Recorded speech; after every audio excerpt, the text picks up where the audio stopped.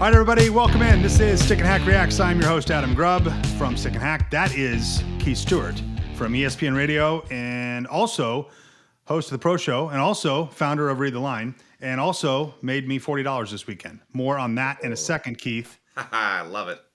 Read the line. All right, so we'll get right into it. These are the reactions of the LPGA and PGA over the weekend from a stick, Keith Stewart, and a bona fide hack in me. I watched some of the coverage over the weekend. As you can probably imagine, I saw your boy, Scottie Scheffler, who, although he wasn't your boy this weekend, but he is a name that is all of a sudden, he is hitting a groove in golf. He wins again. And I say again because it's his second win in his last 3 starts. That serves what we call a hot streak.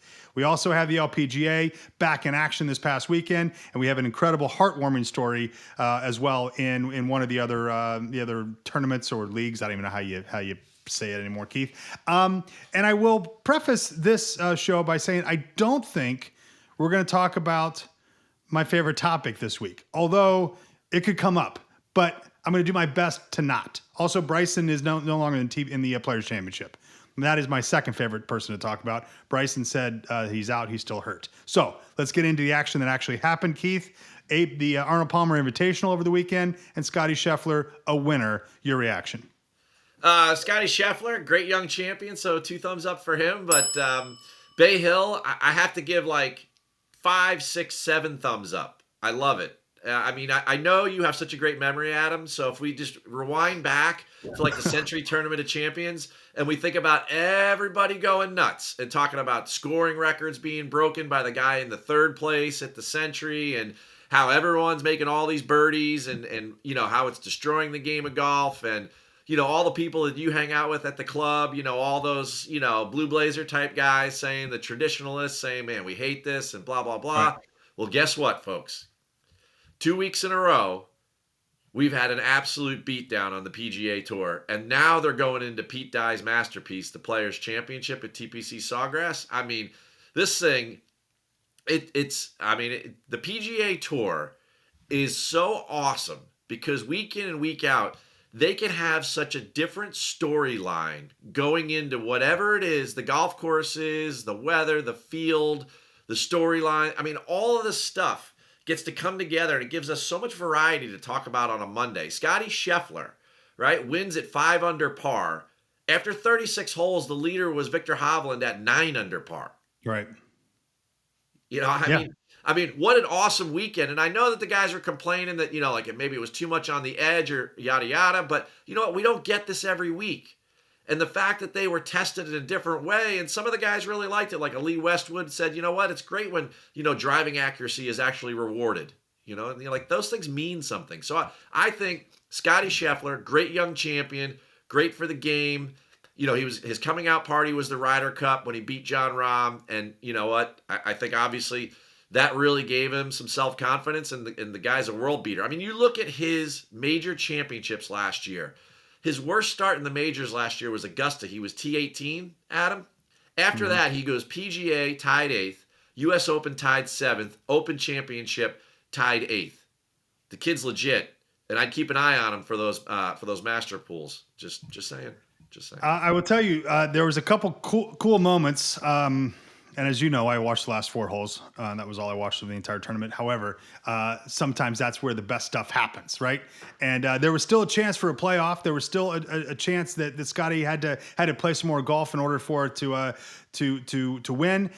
There was Rory who looked good early in the week, and then faltered. You had Victor who faltered. You had people sliding down the leaderboard. But then you had this cool moment at the end when Scotty's wife comes up and says, "Oh my God, congratulations! That's so great. Hey, your grandma's here."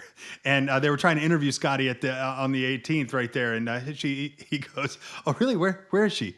And it was like a real human moment. You know, you forget that sometimes that especially these younger golfers that we haven't heard their names 1,000 times, right? That when they win, it's a family moment. And grandma was there, and it's really cool to see those type of moments. So Scotty, now is he just hitting the right elements at the right time here, or is he truly, Keith, a force to be reckoned with? Oh, I mean, just look at the major finishes that I talked about last year right there, Adam. I mean, the guy's a major force There's no doubt about it. He's figuring out how to win, and he's getting it done, and he's playing well under pressure. I mean, you look at what happened in what we like to call Adam TV, or the last 4 holes on Sunday, right?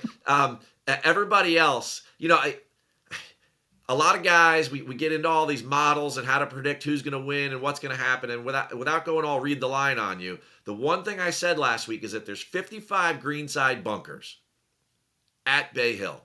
Mm-hmm. Sand will play a role. I'm not saying you have to be an expert sand player like Gary Player or something, but sand will play a role in all of this. And if you look at it in the end, Victor Hovland was 3 of 13 from bunkers. You saw what happened to Gary Woodland, right? At the end of the day, you have to be the most well-rounded player. And that, like, 70-foot lag putt on the 18th hole, right? I mean, what would you have been thinking, right? What I've been thinking? Yeah. Don't let it roll. I've had that putt a zillion times, like, just for fun. That thing breaks like 8 feet left to right, right? It's just going away from you, back down towards the water. You have to 2-putt that thing. That would have been my thought, Keith. That would have been my thought. Don't kill this thing and let it break into the water. That would have been my thought, sir. Yeah. But he came out when it mattered most. So congratulations, Scottie Scheffler, awesome. Who just continues to win. Hey, just let me throw this in there. Yeah. For winning, he won $2.16 million. I have a late theme, so I want to throw that in. Okay. And Grandma's here. Oh man, you talk about the humanity of it all, where the woman's asking, she's interviewing him, she's like, "How does it feel to be number 1 in the FedEx Cup points?" It's like, so like, and he's like, "Well, my grandmother's here, so see you later." I love it. The best. All right, moving on to the LPGA. It's back this past weekend, and that's good for golf. It's good for everybody.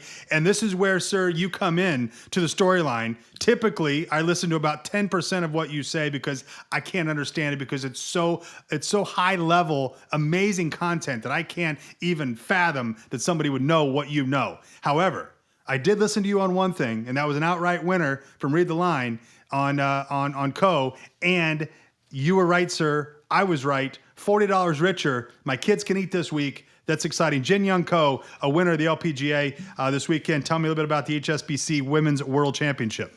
Well, it's, like you said, Adam, it's just great to have the LPGA back playing. Truly a world tour. They're over in Singapore last week. They're in Thailand this week. And the world's number 1 player showed up.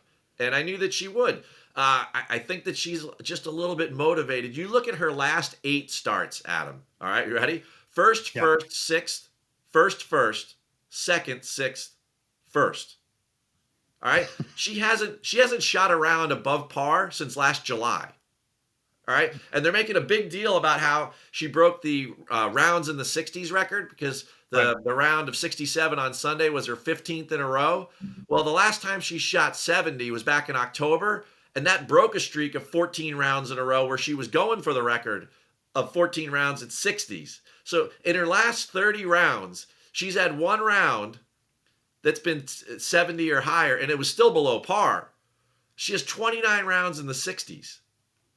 And she closed with 5 birdies on 6 holes. I mean, if you're into watching great golf, Jin Young Ko, she's just unbelievable. She's crazy good. She's crazy good. She won their tour championship by hitting the last 63 greens in a row. I mean, holy cow. Yeah, man, it's unbelievable what she's able to do. And she won by 2. She stormed the field. I mean, it's unbelievable.